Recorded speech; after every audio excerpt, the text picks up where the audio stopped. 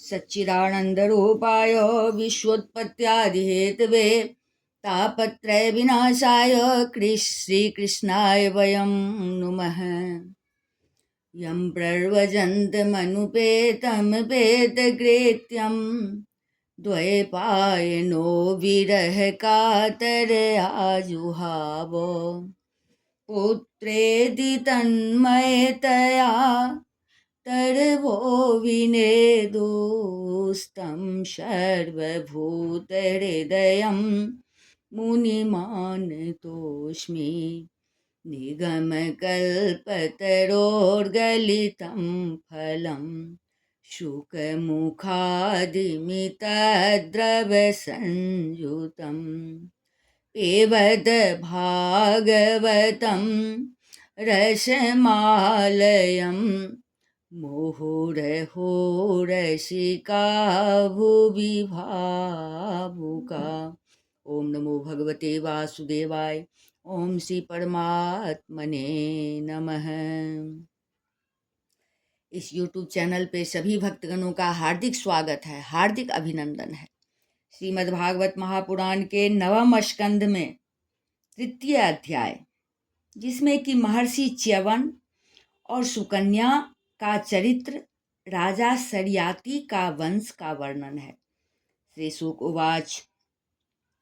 शर्यातिर्माणवो राजा ब्रह्मस्थिः सह बभूवः यो वा अंगिरसां सत्रे द्वितीयमः उचीवान। श्री सुखदेव जी कहते हैं, परीक्षित, मनुपुत्र राजा शर्याती वेदों का निष्ठावान विद्वान था। उसने अंगिरा गोत्र के ऋषियों के यज्ञ में दूसरे दिन का कर्म बतलाया था। सुकन्यानां तस्यासीत् कन्या कमललोचना तया सार्धं वनगतो हे गमच्यवनाश्रमम्। उसकी एक कमललोचना कन्या थी, उसका नाम था सुकन्या। एक दिन राजा शर्याती अपनी कन्या के साथ वन में घूमते घूमते च्यवन ऋषि के आश्रम पर जा पहुँचे। सा सखी भी परिवृत्ता विचिन्नवत्यंघ्रिपान् वने बल्मीकरंध्रे ददृशे खद्योते इव ज्योतिषी। सुकन्या अपनी सखियों के साथ वन में घूम घूम कर वृक्षों का सौंदर्य देख रही थी। उसने एक स्थान पर देखा कि बौबी यानी डिम्कों की एकत्रित की हुई मिट्टी के छेद में से जुगनू की तरह दो ज्योतियां दिख रही है। ते दैव चोदिता वाला ज्योत्सी कंटकेन वै अविध्यन् मुग्ध भावेन सुस्त्रावाश्रिक्ततो बहु। दैव की कुछ ऐसी ही प्रेरणा थी। सुकन्या ने बाल सुलभ चपलता से एक कांटे के द्वारा उन ज्योतियों को बेध दिया। इससे उनमें से बहुत सा खून बह चला। सकृन्मूत्र निरोधोऽभूत् सैनिकानां च तत्क्षणात् राजर्षेस्तमुपालक्ष्य पुरुषान् विस्मितो ब्रवीत्। उसी समय राजा शर्याती के सैनिकों का मलमूत्र रुक गया। राजर्षि शर्याती को यह देखकर बड़ा आश्चर्य हुआ। उन्होंने अपने सैनिकों से कहा, अप्यभद्रं न युष्माभिर्भार्गवस्य विचेष्टितं व्यक्तं केनापि नस्तस्य कृतमाश्रम दूषणम। अरे, तुम लोगों ने कहीं महर्षि च्यवन जी के प्रति कोई अनुचित व्यवहार तो नहीं कर दिया? मुझे तो यह स्पष्ट जान पड़ता है कि हम लोगों में से किसी न किसी ने उनके आश्रम में कोई अनर्थ किया है।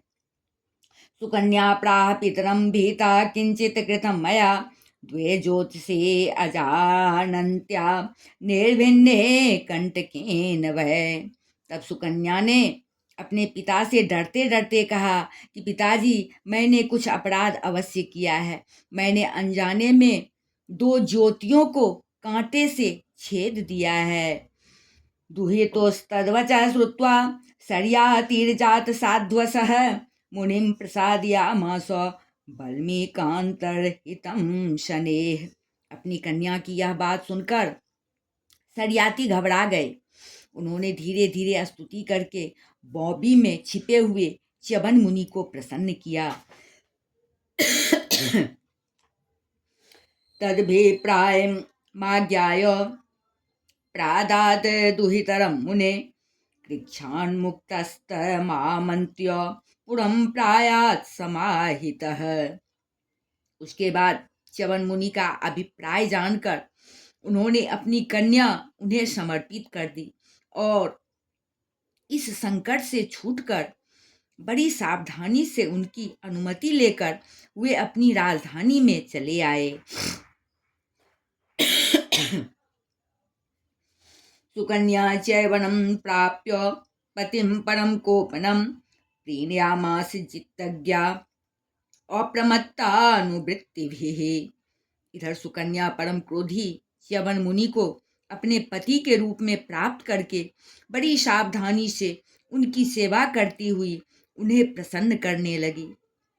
वह उनकी मनोवृत्ति को जानकर उसके अनुसार ही वर्ताव करती थी।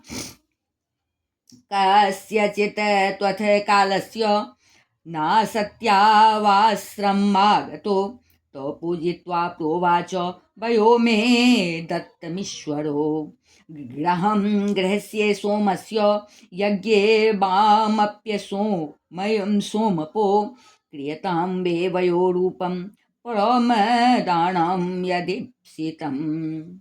कुछ समय बीत जाने पर उनके आश्रम पर दोनों अश्विनी कुमार आए। च्यवन मुनि ने उनका यथोचित सत्कार किया और कहा कि आप दोनों समर्थ हैं, इसलिए मुझे युवा अवस्था प्रदान कीजिए। मेरा रूप एवं अवस्था ऐसी कर दीजिए जिसे युवती स्त्रियां चाहती है। मैं जानता हूँ कि आप लोग सोमपान के अधिकारी नहीं हैं, फिर भी मैं आपको यज्ञ में सोमरस का भाग दूंगा। बाल्मित्यो चतुर्विप्रमभिनद्यभिषक्तमो निमज्जतां भवानस्मिन् हृदये सिद्ध विनिर्मिते। वैद शिरोमणि अश्विनी कुमारों ने महर्षि च्यवन का अभिनंदन करके कहा, ठीक है, और इसके बाद उनसे कहा कि यह सिद्धों के द्वारा बनाया हुआ कुंड है, आप इसमें स्नान कीजिए। इत्युक्त्वा जर्याग्रस्त देहो धमनी संततः हृदं प्रवेशितो अश्विभ्यां बलिपलितविप्रियः। च्यवन मुनि के शरीर को बुढ़ापे ने घेर रखा था। सब ओर नसें दिख रही थी। झुर्रियां पड़ जाने एवं बाल पक जाने के कारण वे देखने में बहुत भद्दे लगते थे। अश्विनी कुमारों ने उन्हें अपने साथ लेकर कुंड में प्रवेश किया। पुरुषास्त्रय ओतस्थोर पिच्या वनिता प्रिया पद्मस्त्रजः कुंडले नस्तुल्य रूपा सुवाससः। उसी समय कुंड से 3 पुरुष बाहर निकले। वे तीनों ही कमलों की माला, कुंडल और सुंदर वस्त्र पहने एक से मालूम होते थे। वे बड़े ही सुंदर एवं स्त्रियों को प्रिय लगने वाले थे। तान् निरीक्ष्य बड़ारोहा स्वरूपान् सूर्यवर्चसः अजानति पतिं साध्वी अश्विनो शरणं ययो। परम साध्वी सुंदरी सुकन्या ने जब देखा कि ये तीनों ही एक आकृति के तथा सूर्य के समान तेजस्वी हैं, तब अपने पति को न पहचान कर उसने अश्विनी कुमारों की शरण ली। दर्शित्वा पति तस्ये पातिव्रत्येन तोषितो ऋषिमामन्त्र्य ययतोर्विमानेन त्रिविष्टपम्।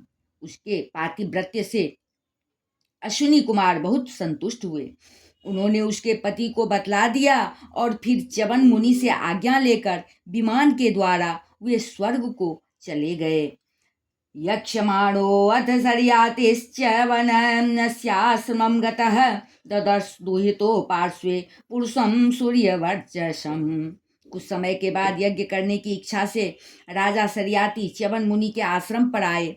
वहां उन्होंने देखा कि उनकी कन्या सुकन्या के पास एक सूर्य के समान तेजस्वी पुरुष बैठा हुआ है। राजा दुहितरं प्राह कृतपादाभिवन्दनाम् आशीषश्चां प्रयोज्यानो नाति प्रीत मनाइब। सुकन्या ने उनके चरणों की वंदना की। सरियाती ने उसे आशीर्वाद नहीं दिया और कुछ अप्रसन्न से होकर बोले, चिकीर्षितं ते किमिदं पतेस्त्वया प्रलम्बितो लोकनमस्कृतो मुनिः यथा त्वं जराग्रस्तमसत्यसम्मतं विहाय जाडं भजसे मुमध्वगम्। अरे दुष्ट, यह तूने क्या किया? क्या तूने सबके वंदनीय च्यवन मुनि को धोखा दे दिया? अवश्य ही तूने उनको बूढ़ा और अपने काम का न समझकर छोड़ दिया और अब तू इस राह चलते जार पुरुष की सेवा कर रही है। कथम मतेस्ते वगतान्यथा सताम कुल प्रसूते कुल दूषणम त्विदम बिभर्षि जाडम यद पत्र पाकुलम पितोश्च भर्तोश्च नयस्य धस्तमः। तेरा जन्म तो बड़े ऊंचे कुल में हुआ था, यह उल्टी बुद्धि तुझे कैसे प्राप्त हुई? तेरा यह व्यवहार तो कुल में कलंक लगाने वाला है। अरे राम राम, तू निर्लज्ज होकर जार पुरुष की सेवा कर रही है और इस प्रकार अपने पिता और पति दोनों के वंश को घोर नरक में ले जा रही है। एवं ब्रुवाणं पितरं स्मयमाना शुचि स्मिता उभास्तात जामाता तवैष भृगुनंदनः। राजा सरियाती के इस प्रकार कहने पर पवित्र मुस्कान वाली सुकन्या ने मुस्कुराकर कहा, पिताजी, ये आपके जमाता स्वयं भृगुनंदन महर्षि च्यवन ही हैं। सप्रे पित्रे तत् सर्वं वयोरूपाभिलम्भनं विस्मितः परम प्रीतस्तनया परिस्वजे। इसके बाद उसने अपने पिता से महर्षि च्यवन के यौवन और सौंदर्य की प्राप्ति का सारा वृत्तांत कह सुनाया।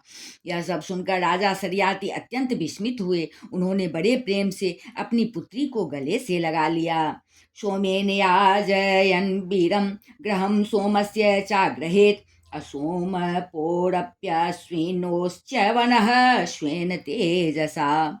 महर्षि च्यवन ने वीर सरियाती से सोम यज्ञ का अनुष्ठान करवाया और सोमपान के अधिकारी न होने पर भी अपने प्रभाव से अश्विनी कुमारों को सोमपान कराया। हंतुम तमाददे वज्रम सद्यो मन्योरमर्षितः स वज्रम स्तंभयामास भुजमिंद्रस्य भार्गवः। इंद्र बहुत जल्दी क्रोध कर बैठते हैं, इसलिए उनसे यह सहा न गया। उन्होंने चिढ़कर सरियाती को मारने के लिए वज्र उठाया। महर्षि च्यवन ने वज्र के साथ उनके हाथ को वहीं स्तंभित कर दिया। अन्वजानस्ततः सर्वे गृहं सोमस्य चाश्विनो भेषजावेति यत्पूर्वं सोमाहुत्या बहिष्कृतो। तब सब देवताओं ने अश्विनी कुमारों को सोम का भाग देना स्वीकार कर लिया। उन लोगों ने वैद्य होने के कारण पहले अश्विनी कुमारों का सोमपान से बहिष्कार कर रखा था। उत्तान बहिरानर्तो भूरिसेन इति त्रयः सरियातेरभवन् पुत्रा आनर्तादरेवतो भवत। सुखदेव जी कहते हैं, परीक्षित, सरियाती के 3 पुत्र थे, उत्तान बहिर, आनर्त और भूरिसेन। आनर्त से रेवत हुए। श्योमन्तः समुद्रे नगरीं विनिर्माय कुशलस्थलीं आशिस्तो भुङ्क्त विषयानानतार्दीनरिन्दमम्। महाराज रेवत ने समुद्र के भीतर कुशस्थली नाम की एक नगरी बसाई थी। उसी में रहकर वे आनर्त आदि देशों का राज्य करते थे। तस्य पुत्र शतम यज्ञे काकोद्मी ज्येष्ठमुत्तमं काकोद्मी रेवतीं कन्या स्वमादाय विभुं गतः। उनके 100 श्रेष्ठ पुत्र थे, जिनमें सबसे बड़े थे काकुद्मी। काकुद्मी अपनी कन्या रेवती को लेकर उसके लिए वर पूछने के उद्देश्य से ब्रह्मा जी के पास गए। उस समय कन्यावरं परिप्रष्टुं ब्रह्मलोकम पावृतम आवर्तमाने गांधर्वे स्थितो लब्ध क्षणः क्षणम। है ब्रह्मलोक का रास्ता, ब्रह्मा जी के पास गए। उस समय ब्रह्मलोक का रास्ता ऐसे लोगों के लिए बेरोक टोक था। ब्रह्मलोक में गाने बजाने की धूम मची हुई थी। बातचीत के लिए अवसर न मिलने के कारण वे कुछ क्षण वहीं ठहर गए। तदंत आद्यमानस्य स्वाभिप्रायं न्यवेदयत् तच्छ्रुत्वा भगवान ब्रह्मा प्रहस्य तमुवाच। उत्सव के अंत में ब्रह्मा जी को नमस्कार करके उन्होंने अपना अभिप्राय निवेदन किया।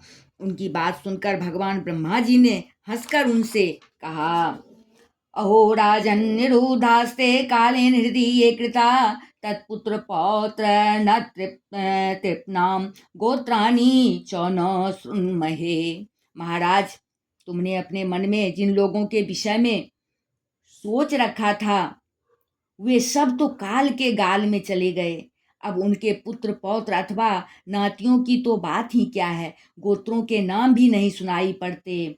कालो अभियातस्त्रेन सर्तोर्युग विकल्पितः तद गच्छ देव देवांशो बलदेवो महाबलः। इस बीच में 27 चतुर्युगी का समय बीत चुका है, इसलिए तुम जाओ। इस समय भगवान नारायण के अंशावतार महाबली बलदेव जी पृथ्वी पर विद्यमान हैं। कन्या रत्नमिदं राजन नर रत्नाय देहि भो भुवो भारावताराय भगवान भूत भावनः। राजन, उन्हीं नर रत्न को यह कन्या रत्न तुम समर्पित कर दो, जिनके नाम लीला आदि का श्रवण कीर्तन बड़ा ही पवित्र है। वे ही प्राणियों के जीवन सर्वस्व भगवान पृथ्वी का भार उतारने के लिए अवतीर्णो निजांसेन पुण्य श्रवण कीर्तन इत्यादिष्टोभिवन्द्याजं नृपः स्वपुरमागतः त्यक्तं पुण्य जन त्रासाद भ्रातृभिर्देक्ष्वस्थिते। हैं, वे ही प्राणियों के जीवन सर्वस्व भगवान पृथ्वी का भार उतारने के लिए अपने अंश से अवतीर्ण हुए हैं। राजा ककुदमी ने ब्रह्मा जी का यह आदेश प्राप्त करके उनके चरणों की वंदना की और अपने नगर में चले आए। उनके वंशजों ने यक्षों के भय से वह नगरी छोड़ दी थी और जहाँ तहाँ यूं ही निवास कर रहे थे। सुतां दत्त्वा न वद्यांगी बलाय बलशालिने वररक्षां बदर्याख्यं गतो राजा तप्तुं नारायणाश्रमम्। राजा ककुदमी ने अपनी सर्वांग सुंदरी पुत्री परम बलशाली बलराम जी को सौंप दी और स्वयं तपस्या करने के लिए भगवान नर नारायण के आश्रम बद्री वन की ओर चल दिए। इति श्रीमद्भागवते महापुराणे पारमहंस्यां संहितायां नवम स्कंदे तृतीयोध्याय। बोल वृंदावन बिहारी लाल की जय, राजा रामचंद्र की जय, अम्बा जनक नंदनी की जय, वाष्कार भगवान की जय, बजरंग बली की जय, उमापति महादेव की जय, श्रीमद् भागवत महापुराण की जय। बोलिए सब संतन की जय। जय जय श्री राधे।